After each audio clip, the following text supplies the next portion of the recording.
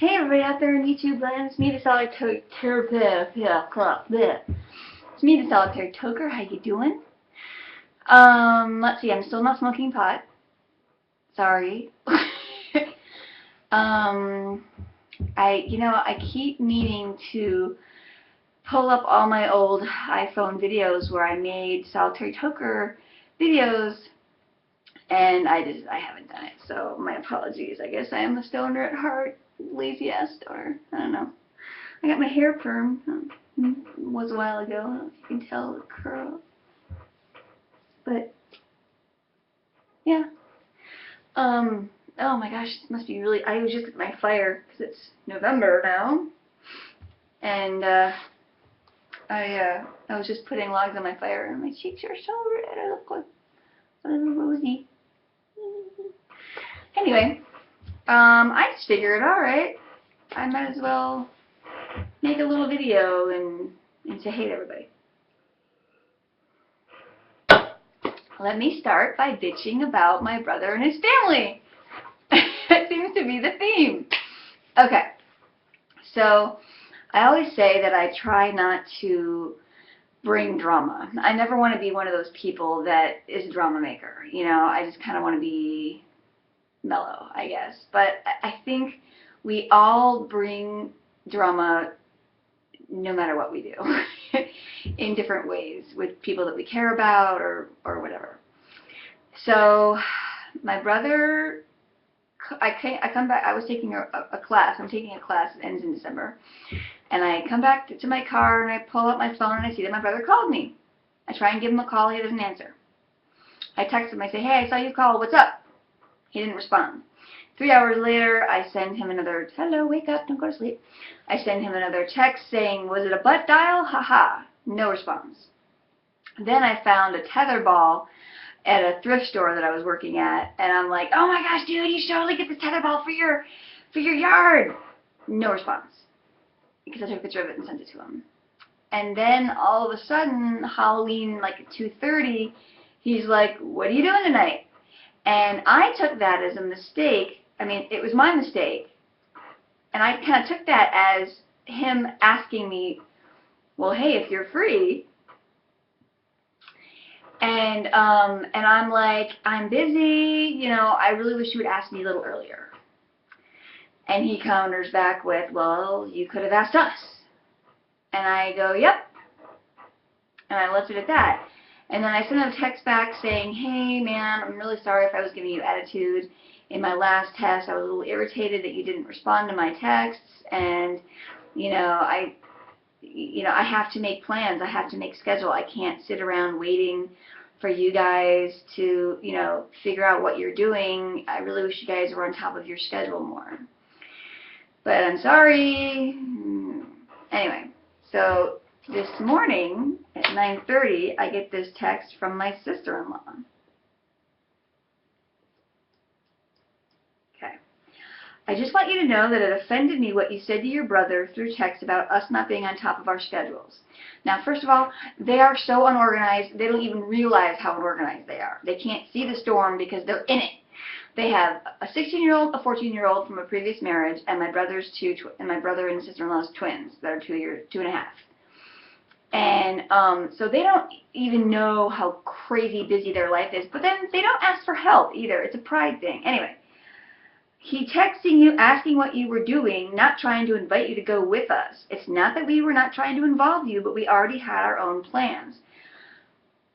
It did bother me a little bit. Like, I didn't go trick-or-treating with them the first year. I didn't go trick-or-treating with them the second year. The kids are 2.5 now.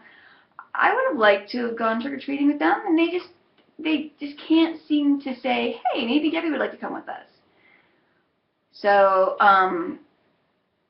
so she says, you seem to take every opportunity to lash out at us when you feel left out, but yet there isn't a whole lot of effort from you to be around us. No. They've basically told me that if I want to see them, if I want to see the kids, I just have to show up because it's convenient for them. It's instead of inviting me over for dinner or doing something else with me or, heaven forbid coming over to my house, they just say, hey, if you want to see us, come over and we'll make it work. Well, it's like, I want you to make it work, you know? We have 4 kids. Maybe you'll never understand what our lives are like. Maybe you can stop being so judgmental and have a little empathy for our situation. When was I ever being judgmental?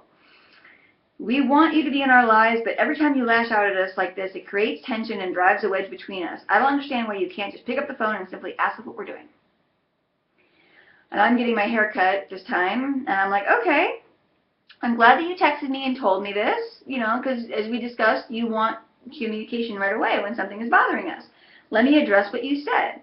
And I said, yes, I totally misinterpreted my brother's comment. You know, I was on my way to class and my mind was elsewhere, and for some reason I misunderstood what he was saying. And, you know, it reminded me of another time when, you know, you told me the night before you guys were leaving for the week, the night before, like, oh, we're not going to eat you this Friday or Monday, sorry. And I'm like, so immediately my mind went to, wow, it's the afternoon of Halloween and you're asking me now? That was just irritation on top of how I get a call from Andy with no message, and then I send several texts after and I don't get a response. So I always say I don't want to be one of those people that brings drama, and there I go creating some. So I'm sorry. You're right, I don't have any idea what your life is like, neither have I ever claimed that I did. But the only reason why what I said to Andy about schedule offended you is because somewhere inside of you, you believe it, and it acted as a reminder to you, and so it hurt your feelings, which is true. I mean, it's like if something that I said offended her, which was, gee, I wish you guys were more on top of your schedule, because they're not. I'm sorry I hurt you. If I said that to them and she got offended, that's because somewhere it rings true. Like, oh man, we're not on top of our schedules enough, and here's a reminder. You know, so I said, I'm sorry I hurt your feelings. I had a great time Sunday night, you know, and I certainly did not want to drive a wedge between us. And I figured that would be it. And she counters back with, no, the reason that your comment about the schedule bothered me, not because deep down it must be true, is that it was very offensive and an arrogant thing to say. I'm sorry, when have I ever been arrogant? Come on. As far as not telling you that I wouldn't need you for the night before I was going somewhere, my bad, sorry, but you described it so succinctly, and yet this is the first I hear anything about it. Come on, that's ridiculous. I really can't even believe that you don't know how rude and offensive you can be. I know you don't like confrontation, but this difficulty that is between us is only going to grow if there is not a sit-down discussion soon. Okay, let's see. Let's scroll back. She called me offensive, arrogant, rude. So I respond, and this is the last of it. I was not complaining about that time, you know, that I mentioned, nor was I expecting you to apologize because it was almost a year ago. I was using it as an example. I'm sorry that my apology wasn't good enough. If you want to sit down and talk, of course I'll oblige you. So my astrologist, I've met with her in the beginning of the year, and I met with her after my dog died. She said, this is a year of articulation for me. This is a year of finding out what I want and communicating that, and communicating from my heart more, you know, etc. You can roll your eyes about astrology or whatever, it doesn't matter. But there were a lot of things that she was just pretty dead on, straight on. And she's not like a psychic. She simply looks at my star chart and translates it and says, okay, Uranus is in your moon or something, and wow, that means this, you know. Anyway, so I don't know. I mean, I guess I could be doing more. But I was just trying to articulate what I felt. Like, okay, here's another great example of something that happened to me recently. I went on a speed dating thing. Excuse me. It was a Friday night, and I happened to look up at the calendar what's going on in the newspaper, and I saw that there was a speed dating thing, and I'm like, oh, okay, I've done that before. I can totally do that. And I go down, And I'm like, sure, let's do that. What I didn't read is that it was a speed dating for all sexuals. It was a place for people that are really kinky. It was a place for people that are pansexual, genderqueer, anything. And I did not know this. So, like, they had some, like, the people that it did, they just said they wanted people who were kind of in the kinkier side of things to have a place where they could get together and meet other kinky people, okay? I mean, one guy asked me if I wanted to make it with him and his wife. I was like, no. Sorry. So they had little topic of conversation starters on the table, and I happened to look at one, and one of them was, when was the last time you peed your pants? And I was just like, what? What is this? Oh my God, why would anyone want to know that? I don't get it. Anyway, so I go home and I Facebook about it. I'm like, well, now I know what a pansexual is. Now I know what adult peeing in your pants is about, and apparently my sister in Michigan read my Facebook post and got offended by it. She calls up my brother to warn him, don't let your kids see my Facebook post. And my brother goes and looks up the post, and he's like, what? What's so offensive about it, And my sister got all upset at him, like, oh, well, obviously we don't parent the same way. And, God. And then I've got my mom calling me on the phone. We need to talk, you need to be more careful about your Facebook page. I get my brother-in-law messaging me on my Facebook, on that commenting, saying, now I have to explain what my 12-year-old daughter what adult pants peeing is. And I am just like, whoa, wait a minute. This is my Facebook page. It's mine. First of all, I'll post whatever the fuck I want to. Second of all, if something that I say offends you, and it's not like as if I'm calling you a bitch or something, it's not in your face, that's not my fault. It's as if I'm standing on my head and my sister said, that's offensive, you gotta stop that. And everyone else is telling me, well, you better stop that. It's like, no, sorry. So I sent a text back to my brother on the Facebook comment bar, and I said, first of all, I'm not even Facebook friends with my 12-year-old niece because I didn't even know she had a Facebook page. So how would she have been able to read my post in the first place? And secondly, I said, it's my Facebook page. If you want to unfriend me, I won't take it personally. And so I'm just trying to be, not the doormat. And I wouldn't really say that I'm a willing doormat. I think I'm an accidental doormat. Like, I'm getting shit and I don't like it, and oh, there's nothing I can do about it because everybody in my family is kind of doing the same thing. Okay. So the only thing I can do is kind of say, fuck y'all. I'm going to live my life. I'm going to do what I want to do to be happy. And if you guys don't like it, fuck y'all. And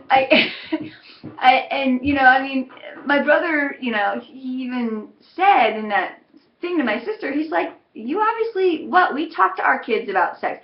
They talk to their 14, they were 15 and 13 at the time. They talk to their kids about doing cocaine. My friend talked to her 10-year-old daughter about what eating pussy was because she saw that on a bumper sticker. She talked to her daughter about it. She didn't try and shield and shelter her poor children from these things out there in the world that are too scary. It's like, no. Anyway, so I wrote my brother an email a couple months ago saying, dude, I'm done. I'm so sick of you guys, not giving me any effort. You just want me to do all the work and then you tell me that it's a two-way street. Fuck that shit. So I said, I'm done. I'm just done. Enjoy your life. I'll talk to you later. And he, of course, texted me back right away, and then called me back, and he's like, this is serious. We need to talk. And I'm like, I don't really think there's anything to be said. And he's like, no, this is really serious. So we go on. I said, all right, well then if you want to talk, meet me at the beach at 7 a.m., tomorrow morning, and we'll talk. And he did not listen for one moment. All he did was tell me what I was doing wrong by his estimation.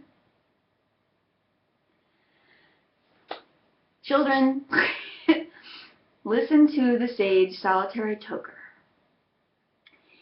It is your life. It may be the only life you have. There may not be a God. There may not be a heaven. We do not know. Live your life to the fullest. Live it wisely and cautiously. But what I mean by that is, if there's a little voice in the back of your head saying, I don't know if I should be doing this, it means you shouldn't be doing it. Stop trying to tell everyone else how they should live their life. For example, I always say, it's never a good idea to start a sentence with you should. Because all you're doing is telling that person your beliefs and how you want them to behave. It's your life. Now, I don't want you to take this advice and go, fuck my parents, I'm going to go do drugs and have sex and go crazy. No. Live your life, but live it smartly. Get an idea in your head of what it is you want to do. And if it involves changing the world for the better, peace, love, and I miss ganja from Solitary Toker. Ciao.